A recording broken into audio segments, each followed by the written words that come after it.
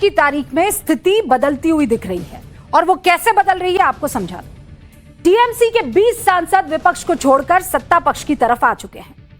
मतलब 54 में से 20 सत्ता पक्ष में आ गए, कम पड़ गए 34। उद्धव गुट के 6 सांसदों का एनडीए में आने का जो जानकारी और जो खबर है वो इसमें और एडिशन कर रही है।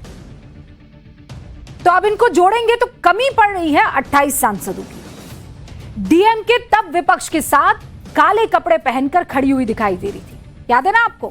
काला पट्टा पहनकर आई थी, काली शर्ट पहनकर आई थी, पूरा काला ड्रेस पहनकर आई थी। आज की तारीख में डीएमके लोकसभा में कांग्रेस के बगल में बैठना तक नहीं चाहती।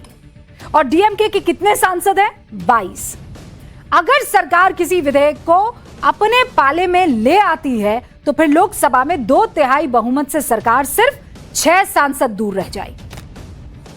और इसीलिए हम कह रहे हैं ये ऑपरेशन मॉनसून सत्र है। यानी अगर महिला आरक्षण विधेयक पर सरकार डीएमके को अपने पाले में ले आती है तो मॉनसून सत्र में ही देश की आधी आबादी को संसद और विधानसभा में 33% आरक्षण का रास्ता साफ होते हुए दिख जाएगा। और इसी वजह से मौजूद सियासी उठापटक को हम ऑपरेशन मॉनसून सत्र कह रहे हैं। इसका इशारा भी ओम प्रकाश राजभर कर चुके हैं। फिर सुनिए। ये जो ऑपरेशन आप बता रहे हैं, ये ऑपरेशन कब से शुरू हो रहा है? मतलब कब तक इसे अंजाम दे दिया जाएगा? सपाटू भाजपा एक्सप्रेस जिस दिन सत्र शुरू होगा विधानसभा का, लोकसभा महाराज बिल आ रहा है ना, महिला बिल आ रहा, पास होगा। अपना ब्लैक बोर्ड काम करने लगा है। चलिए श्री गणेश किया जाए, बिस्मिल्लाह किया जाए और मैडम आपको बोर्ड पर अब समझाएगी क्या सियासी कूटनीति का वो चैप्टर जहां पासा महज 60 दिनों में पलट गया। एकदम से हालात बदल गए, जज्बात बदल गए और कभी ताकतवर नेता कहे जाने वाले लोग खाली हाथ रह जाते हैं। अब इससे यह बात क्लियर समझ में आती है कि जब जनादेश पलटता है तो नेता उस तरफ जाते हैं जिस तरफ जनता का मूड होता है। दीदी को जनता का साथ नहीं मिला। पश्चिम बंगाल में 215 से घटकर 80 विधायक रह गए तो उनके सांसदों का ममता बनर्जी से मोह भंग हुआ। उद्धव ठाकरे को महाराष्ट्र विधानसभा में जनता ने नकार दिया तो अब सांसद भी पाला जो है वो बदल रहे हैं। तो आज की असल हकीकत यही है, विपक्ष इसे नहीं माने कोई बात नहीं, लेकिन इस बात को समझना होगा कि उनके साथ जो मौजूद सांसद है, जो जनता के बीच में जाते हैं, उनको समझ में आ रहा है कि हालात और जज्बात क्यों बदलने हैं। सरकार लोकतंत्र को खत्म करने की साजिश रच रही है, ये बात सही है, या फिर ये कि चुने गए सांसद और विधायकों को समझ में आ रहा है कि जनता को क्या चाहिए। सुनिए आप पहले ये बयान। ये जो देश में लोकतंत्र को खत्म करने के लिए विपक्ष को तोड़ा जा रहा है, डराया जा रहा है, धमकाया जा रहा है, ये लड़ाई अंतिम दौर में है। अब इन्होंने जितना करना था कर लिया। अब ये बौखलाहट है जो सब कुछ हो रहा है कि विपक्ष को बिल्कुल कुचल दो। लेकिन सांसद के जाने से या सांसदों के पाला बदलने से आवाज दब नहीं रही है, ये आवाज तेजी होगी।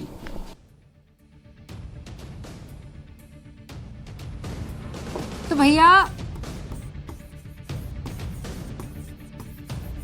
इमरान मसूद साहब क्या कह रहे हैं?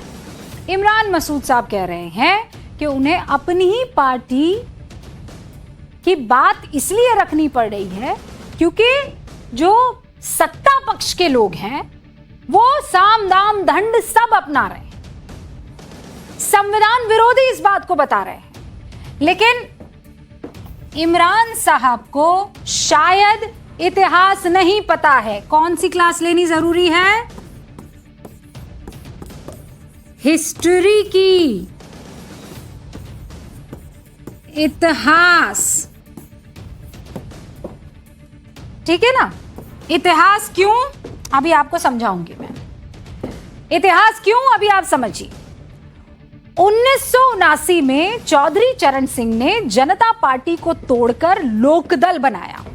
इंदिरा गांधी की कांग्रेस के समर्थन में प्रधानमंत्री बने।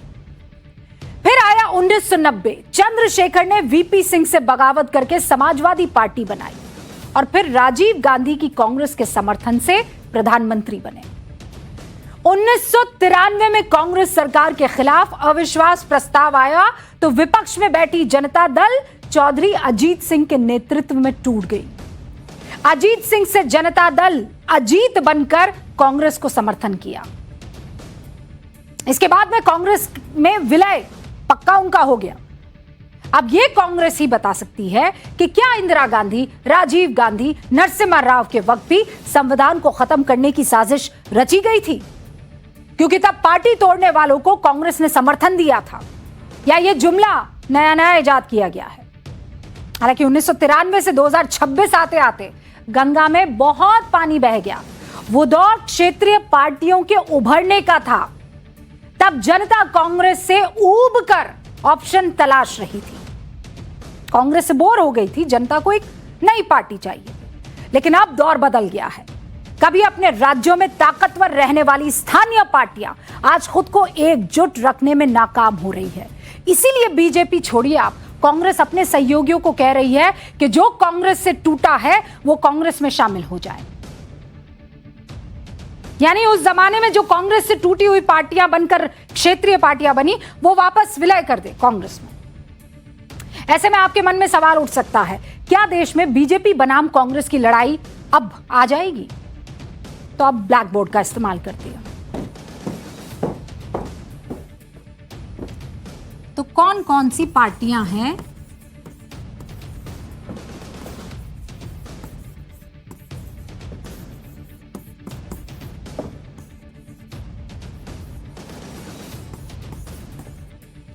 टूट रही है? ठीक है ना। पहली टीएमसी है, ठीक है। फिर है उद्धव बालासाहेब ठाकरे, ठीक है। तीसरी है एनसीपी शरद पवार वाली, ठीक है। फिर उसके बाद आप आ जाइए डीएमके। डीएमके टूटी नहीं है डीएमके, लेकिन क्या हुआ है, नई चुनौती आ गई है। क्या है?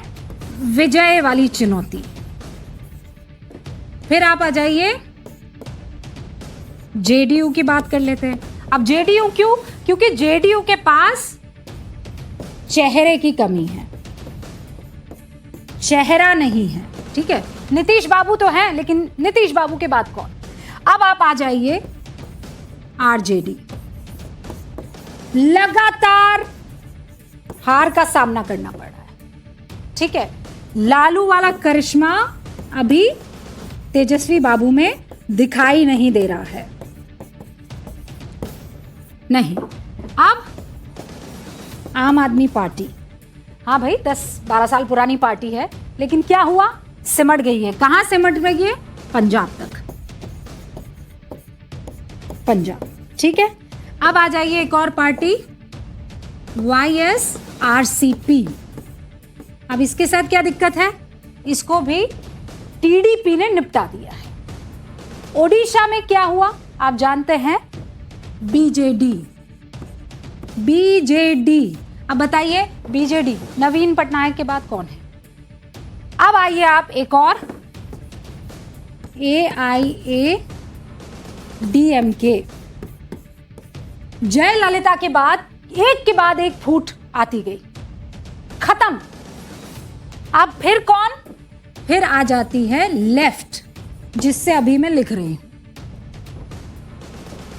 किसी राज्य में इसकी सरकार नहीं बची है? केरला। केरला के बाद बताइए अब कहां? इसीलिए अब कौन कौन सी पार्टी टूट रही है वो आपके सामने पूरी की पूरी तस्वीर है। धन्यवाद ब्लैक बोर्ड बाबू, धन्यवाद।